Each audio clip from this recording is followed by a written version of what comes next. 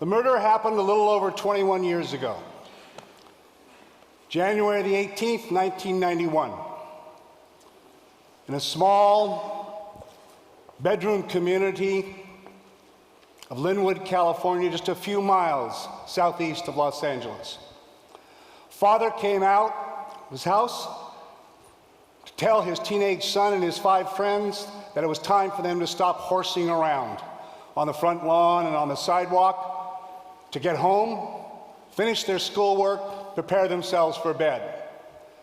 And as the father was administering these instructions, a car drove by slowly. And just after it passed the father and the teenagers, a hand went out from the front passenger window and bam, bam, killing the father. And the car sped off. The police investigating officers were amazingly efficient. They considered all the usual culprits, and in less than 24 hours, they had selected their suspect.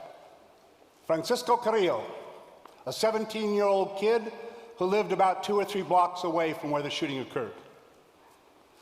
They found photos of him.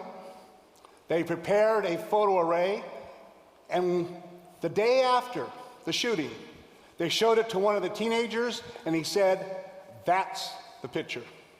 That's the shooter I saw that killed the father." That was all a preliminary hearing judge had to listen to bind Mr. Carrillo over to stand trial for first-degree murder.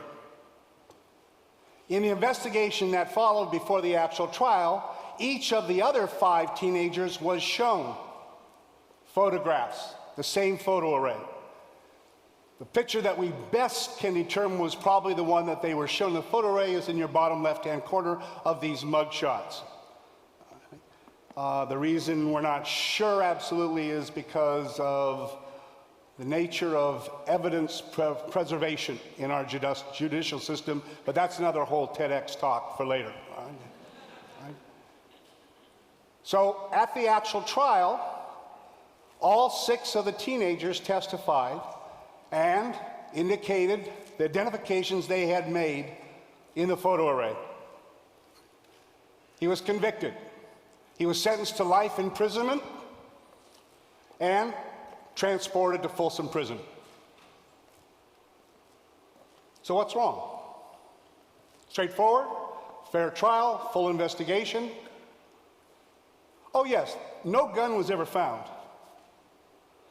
No vehicle was ever identified as being the one in which the shooter had extended his arm. And no person was ever charged with being the driver of the shooter's vehicle. And Mr. Carrillo's alibi? Which of those parents here in the room might not lie concerning the whereabouts of your son or daughter in an investigation of a killing? Sent to prison, adamantly insisting on his innocence, which he has consistently for 21 years. So what's the problem? The problems actually for this kind of case come many-fold from decades of scientific research involving human memory.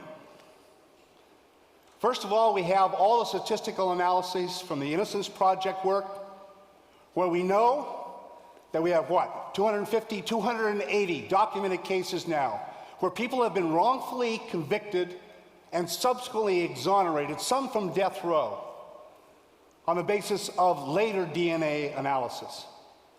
And you know that over 3/4 of all of those cases of exoneration involved only eyewitness identification testimony during the trial that convicted them. We know that eyewitness identifications are fallible. The other comes from an interesting aspect of human memory that's related to various brain functions, but I can sum up for the sake of brevity here in a simple line. Right? The brain abhors a vacuum. Under the best of observation conditions, the absolute best, we only detect, encode, and store in our brains bits and pieces of the entire experience in front of us. And they're stored in different parts of the brain. So now when it's important for us to be able to recall what it was that we experienced, we have an incomplete, we have a partial store. And what happens? Below awareness, with no requirement for any kind of motivated processing, the brain fills in information that was not there, not originally stored, from inference, from speculation, from sources of information that came to you as the observer after the observation. But it happens without awareness such that you aren't even cognizant of it occurring. It's called reconstructed memories. It happens to us in all the aspects of our life, all the time. Let me ask you to consider the horrific events of 9/11. Think about when you first got the information about this catastrophe, how you felt, and more importantly, when was the first time you saw the second trade tower implode and collapse after the first trade tower had gone down? If you're like most Americans, myself included, you have a very clear memory that you saw the first tower come down and then you saw the second tower finally collapse after the other plane crashed into it within an hour or two afterwards. I remember vividly where I was. I was down at LAX at the satellite terminal for American Airlines, waiting to get on an airplane to fly to San Diego. And of course, all the air traffic was ceased. And so I had nothing to do but to sit and watch the television monitors with all of the news broadcasts over and over and over again of the horrendous events. And I know I saw that second trade tower come down an hour or two after the first. And all of the research we have indicates that most Americans too, except for a few people who happen to live in certain places in New York, right? And you know something? That's a totally false memory. It could not be something you experienced. There was absolutely no media footage of the second trade tower collapsing until over 24 hours after the event. But in fact, you know intellectually, cognitively, that they did occur fairly close in time. You did know about and see the first one. You did see the second one. But you didn't see it until over a day later at the earliest. But the brain, without you being aware, has pulled them together and you believe you saw them very close in time. It is a reconstructed memory, not an accurate memory, no matter how vivid, no matter how sure you are. It was those two considerations, among others, reconstructed memory, the fact about the eyewitness fallibility, that was part of the instigation for a group of appeal attorneys led by an amazing lawyer named Ellen Eggers to pool their experience and their talents together and petition the Superior Court for a retrial for Francisco Carrillo. They retained me as a forensic neurophysiologist because I had expertise in eyewitness memory and identification, which obviously makes sense for this case, right?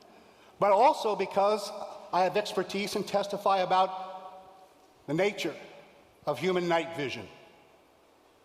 Well, what's that got to do with this?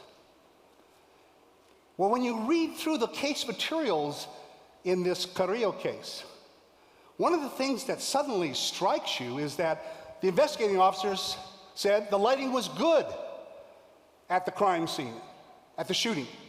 All the teenagers testified during the trial that they could see very well. But this occurred in mid-January in the northern hemisphere at 7 p.m. at night. So when I did the calculations for the lunar data and the solar data at that location on Earth at the time of the incident of the shooting, all right, it was well past the end of civil twilight and there was no moon up the night. So all the light in this area from the sun and the moon is what you see on the screen right here. The only lighting in that area had to come from artificial sources. And that's where I go out and I do the actual reconstruction of the scene with photometers, with various measures of illumination and various other measures of color perception, along with special cameras and high-speed film. Right? Take all the measurements and record them, right? And then take photographs. And this is what the scene looked like at the time of the shooting from the position of the teenagers, looking at the car going by and shooting. This is looking directly across the street from where they were standing. Remember, the investigating officer's report said the lighting was good. Teenagers said they could see very well. This is looking down to the east where the shooting vehicle sped off. And this is the lighting directly behind the father and the teenagers. As you can see, it is at best poor. No one's going to call this well-lit, good lighting. And in fact, as nice as these pictures are, and the reason we take them is I knew I was going to have to testify in court, and a picture is worth more than 1,000 words when you're trying to communicate numbers, abstract concepts like lux, the international measurement of illumination, the Ishihara color perception test values. Right? When you present those to people who are not well versed in those aspects of science and that, they become salamanders in the noonday sun. It's like talking about the tangent of the visual angle, all right? Their eyes just glaze over, all right? A good forensic expert also has to be a good educator, a good communicator. And that's part of the reason why we take the pictures, to show not only where the light sources are and what we call the spill, the distribution, but also so that it's easier for the trier of fact to understand the circumstances. So these are some of the pictures that, in fact, I use when I testify. But more importantly, to me as a scientist, are those readings, the photometer readings, which I can then convert into actual predictions of the visual capability of the human eye under those circumstances. And from my readings that I recorded at the scene under the same solar and lunar conditions at the same time, so on and so forth, right, I could predict that there would be no reliable color perception, which is crucial for face recognition, and that there would be only scotopic vision, which means there'd be very little resolution, what we call boundary or edge detection, and that furthermore, because the eyes would have been totally dilated under this light, the depth of field, the distance at which you can focus and see details, would have been less than 18 inches away. I testified to that to the court. And while the judge was very attentive, it had been a very, very long hearing for this petition for a retrial. And as a result, I noticed out of the corner of my eye that I thought that maybe the judge was going to need a little more of a nudge than just more numbers. And here I became a bit audacious, and I turned and I asked the judge, I said, Your Honor, I think you should go out and look at the scene yourself. Now, I may have used a tone which was more like a dare than a request. But nonetheless, it's to this man's credit and his courage that he said, yes, I will. A shocker in American jurisprudence. So in fact, we found the same identical conditions. We reconstructed the entire thing again. He came out with an entire brigade of sheriff's officers to protect him in this community. All right? We had him stand actually slightly in the street, so closer to the suspect vehicle, the shooter vehicle, than the actual teenagers were. So he stood a few feet from the curb toward the middle of the street. We had a car that came by, same identical car as described by the teenagers.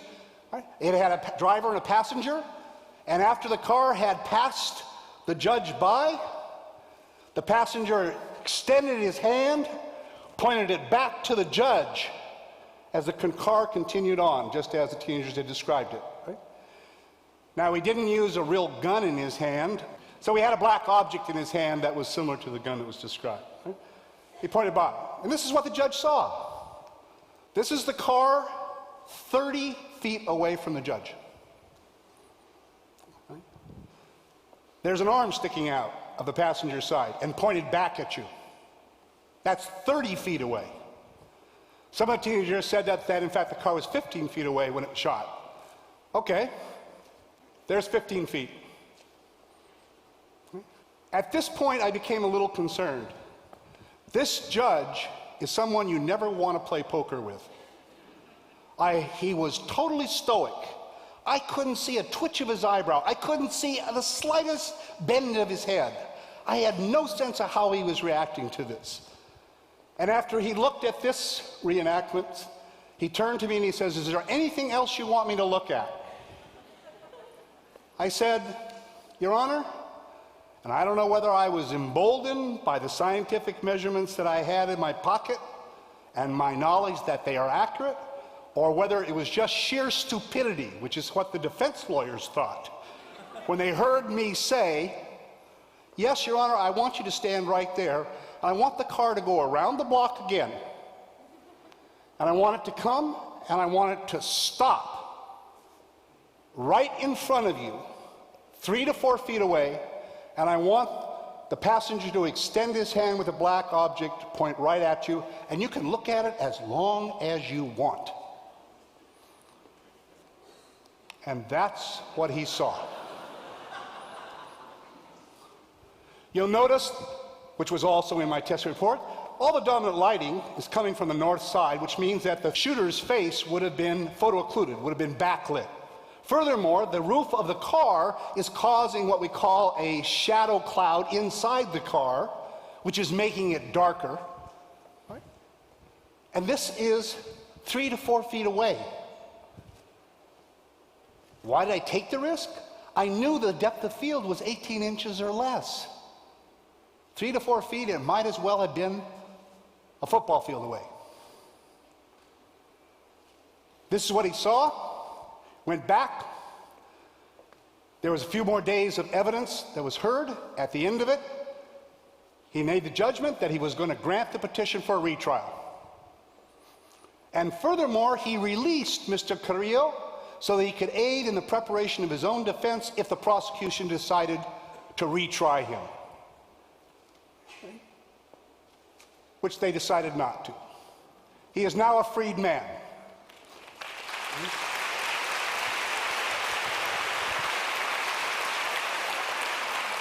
This is him embracing his grandmother-in-law.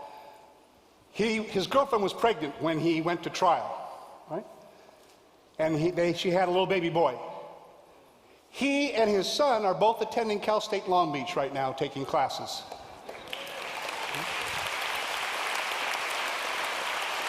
And what does this example, what's important to keep in mind for ourselves? First of all, there's a long history of antipathy between science and the law in American jurisprudence. I could regale you with horror stories of ignorance over decades of experience as a forensic expert, of just trying to get science into the courtroom. The opposing counsel always fight it and oppose it. One suggestion is that all of us become much more attuned to the necessity, through policy, through procedures, to get more science in the courtroom. And I think one large step toward that is more requirements, with all due respect to the law schools, of science, technology, engineering, mathematics, for anyone going into the law, because they become the judges. Think about how we select our judges in this country. It's very different than most other cultures. All right? The other one is I want to suggest the caution that all of us have to have. I constantly have to remind myself about just how accurate are the memories that we know are true, that we believe in. There is decades of research, examples and examples of cases like this, where individuals, right, really believe. None of those teenagers, right, who identified him, right, thought that they were picking the wrong person. None of them thought they couldn't see the person's face. We all have to be very careful. All our memories are reconstructed memories. They are the product of what we originally experienced and everything that's happened afterwards. They're dynamic. They're malleable, they're volatile, and as a result, we all need to remember to be cautious that the accuracy of our memories is not measured in how vivid they are, nor how certain you are that they're correct. I'm sure I saw the second trade tower collapse an hour later, but I know it could not have happened. Thank you.